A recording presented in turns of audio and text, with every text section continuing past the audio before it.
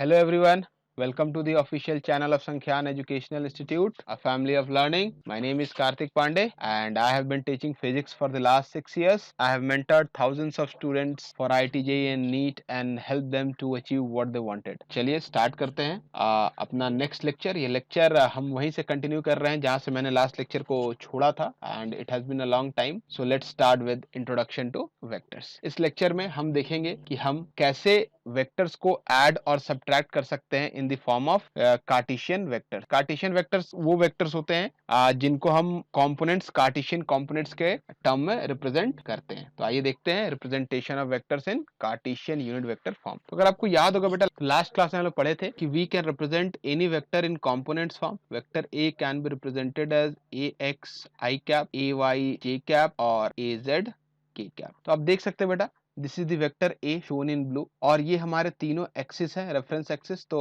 X के along जो component है वो ए एक्स है, वाई के अलोंग जो कंपोनेंट है वो ए वाई है और जेड के अलोंग जो कंपोनेंट है वो ए जेड है। तो ये जो ए एक्स, ए वाई और ए जेड है, these are the components along x axis, y axis and z axis. Second diagram में देखिए, ये जो यूनिट वेक्टर हम लोग रिप्रेजेंट करते हैं, एक्स के अलोंग हम लोग जो यूनिट वेक्टर लेते हैं that is i cap, y के अलोंग यूनिट वेक्टर जो है वो जे कैप है और जेड के अलोंग जो यूनिट वेक्टर है वो के कैप है। तो अगर इसी कंपोनेंट्स को वेक्टर्स में रिप्रेजेंट करना चाहें तो ये देखो, ए एक्स आई कैप एक्स के अलोंग, ए वाई जे कैप वाई के अलोंग और ए जेड के कैप जेड के अलोंग। तो हम लोग ये सब पढ़ चुके हैं पहले ही कि किसी वेक्टर्स को हम लोग कार्टेशियन यूनिट वेक्टर के फॉर्म में रिप्रेजेंट कर सकते हैं। अब अगर आपको याद होगा, लास्ट लेक्चर में हमने ये भी पढ़ा था कि जो वेक्टर ए का मैग्नीट्यूड होता है that is under root a x का स्क्वायर, ए वाई का स्क्वायर और ए जेड का स्क्वायर। तो ये आता कैसे, यहां देखो ध्यान से। ये जो वेक्टर ए है, दिस वेक्टर ए को हमने पहले रिजॉल्व कर दिया this in Z direction and this a dash. तो अगर आपको दिख रहा हो कि ए जेड और ए डैश जो है that is perpendicular to each other, तो अगर इस ट्राइंगल में हम लोग पाइथागोरस यूज करें तो वी नो दैट कि a square is a z square plus a dash square. और इस ए डैश को बेटा हमने फर्दर रिजॉल्व किया दो कंपोनेंट्स में। ए डैश को हमने फर्दर रिजॉल्व किया दो कंपोनेंट्स में, एक ये कंपोनेंट है एक्स और एक ये कंपोनेंट है y। तो फिर से अगर पाइथागोरस लगाएं हम लोग तो a डैश के स्क्वायर को हम लोग लिख सकते हैं ए एक्स का स्क्वायर प्लस ए वाई का स्क्वायर। और जब इस a डैश को हम लोग यहां सब्स्टिट्यूट करेंगे पहले वाली इक्वेशन में तो हमें मिलेगा a square is a z square plus a x square plus a y square. तो यहां से हम लिख सकते हैं a का magnitude will be under root a x square plus a y square plus a z. अब देखिए, यही कंपोनेंट, ये जो वेक्टर a को हमने रिजॉल्व किया है x कंपोनेंट, y कंपोनेंट और z कंपोनेंट में, ये रिजोल्यूशन हम एंगल के फॉर्म में भी कर सकते हैं। तो यहां देखिए, ये जो वेक्टर a है it makes an angle phi from z axis. ये वेक्टर a z एक्सिस से एंगल फाई बना रहा है। तो अब इस वेक्टर a को दो कंपोनेंट में ब्रेक करो तो ये जो ए जेड कॉम्पोनेंट है ये ए जेड हमारा बन जाएगा ए कॉस फाई, और ये जो हमारा ए डैश है in the x y plane, this a dash, ये ए डैश हमारा बन जाएगा ए साइन फाई। ठीक, अब देखो इस ए डैश को हमने फर्दर रिजॉल्व किया है एक्स कॉम्पोनेंट में और वाई कॉम्पोनेंट में। तो अगर आपको दिख रहा हो, ये जो एक्स कॉम्पोनेंट है a x, this is simply a dash cos theta, और अगर ए डैश की वैल्यू रख दें तो ये बन जाएगा a sign phi cos theta, this is x component. और जो ए वाई है अगर इसको देखो तो ये बनेगा ए डैश साइन थीटा, और ए डैश की अगर वैल्यू रख दें तो ये बन जाएगा a sign phi sin theta. तो अगर बेटा यहां से तुम इन कंपोनेंट्स को, इन दोनों डायग्राम्स को अगर रिलेट करो आपस में तो तुम्हें दिखेगा कि तुम्हारा जो ए एक्स कंपोनेंट है that is simply a sign phi cos theta, तुम्हारा जो ए वाई कंपोनेंट है a sign phi sin theta, और जो तुम्हारा z कंपोनेंट है that is simply a cos phi. तो अगर तुम चाहो तो यहाँ वेक्टर a को कंपोनेंट्स के फॉर्म में, यहाँ पर अगर हम देखें तो अब इसी वेक्टर a को तुम लिख सकते हो ए साइन फाई कॉस थीटा आई कैप प्लस ए साइन फाई साइन थीटा जे कैप प्लस ए कॉस फाई के कैप। तो इस तरह से बेटा हम किसी वेक्टर को कार्टेशियन कंपोनेंट्स के टर्म में रिप्रेजेंट कर सकते हैं। तो ये सारी चीजें हमने लास्ट क्लास में पढ़ ली थी, but it has been a long time, so मैंने सोचा कि इसको एक बार आपको रिवाइज करते हुए फिर आगे बढ़ें। तो लेट्स मूव फर्दर। आइए अब देखते हैं डायरेक्शन कोसाइंस। तो direction cosines, what are direction cosines? Direction cosines gives the direction of any vector in space. तो यहाँ बेटा जो हमारा वेक्टर ए है, इसके डायरेक्शन को हम रिप्रेजेंट कर सकते हैं with the help of direction cosines. So direction cosines are the cosine of angles formed by the vector with the respective coordinate axis. तो direction cosines क्या है?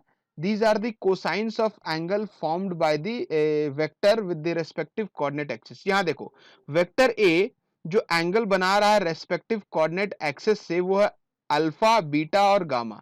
Alpha is the angle between vector a and the x axis, beta is the angle between vector a and y axis, and gamma is the angle between vector a and z axis. तो जो direction cosines हैं, these are the cosines of angle formed by the vector with the respective coordinate axis. तो यहाँ direction cosines को हम लिख सकते हैं cos alpha, cos beta and cos gamma. These are direction cosines. तो अगर बेटा आप देखिए यहाँ पर इस ट्राइंगल को, मतलब इस प्लेन को देखिए, इस ट्राइंगल को देखिए, जो ट्राइंगल बन रहा है ए वेक्टर ए एक्स वेक्टर से, और एक हम परपेंडिकुलर ड्रॉ कर रहे हैं from the tip of vector A on the x axis.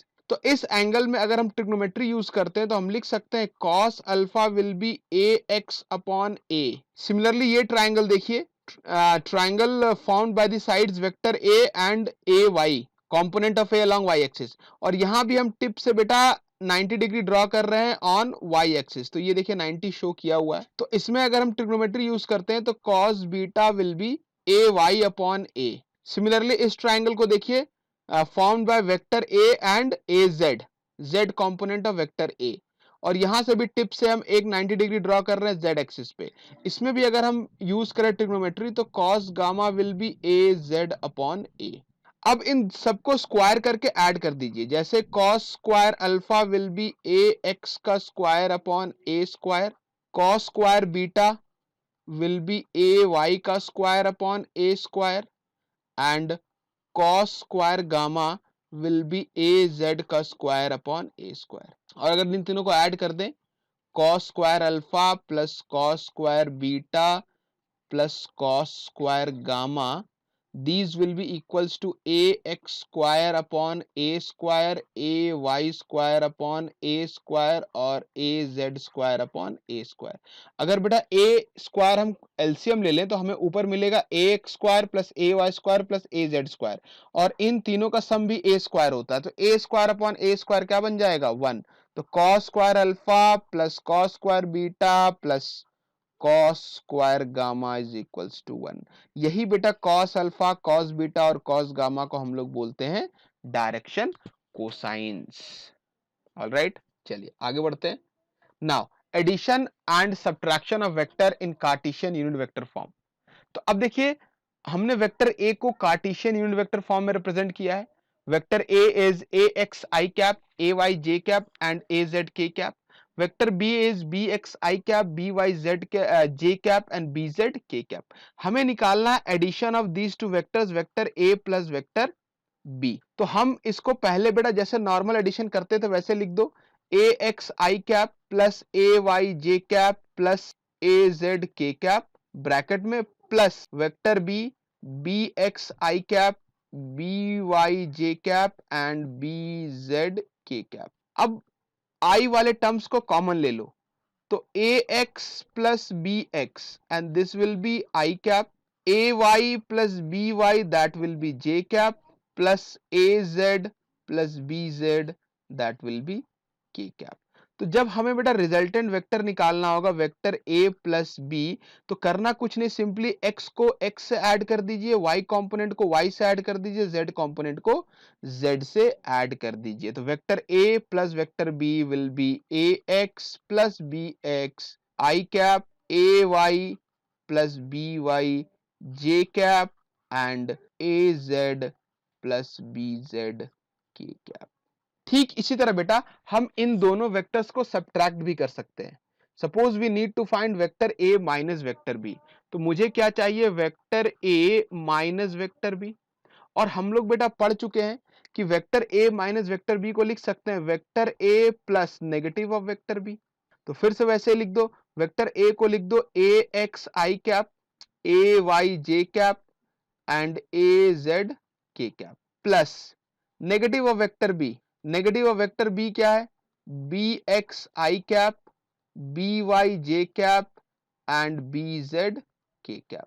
तो ये बन जाएगा a x I cap, A y J cap, a z के कैप माइनस बी एक्स आई कैप माइनस बी वाई जे कैप माइनस बी जेड के cap. फिर से बेटा क्या करो, आई वाले कंपोनेंट्स को एक साथ लिख दो, जे वाले कंपोनेंट्स को एक साथ लिख दो और के वाले कंपोनेंट्स को एक साथ लिख दो। तो ये बन जाएगा a x minus b x I cap, A y minus b Y J cap and A z minus b Z के कैप। तो इस तरह से अगर हमें दो वेक्टर्स को सब्ट्रैक्ट करना है बेटा, अगर a माइनस बी हमें निकालना है vector a minus vector b, तो करना कुछ नहीं है, x के कंपोनेंट्स को सब्ट्रैक्ट कीजिए, y के कंपोनेंट्स को सब्ट्रैक्ट कीजिए और z के कंपोनेंट्स को सब्ट्रैक्ट कीजिए।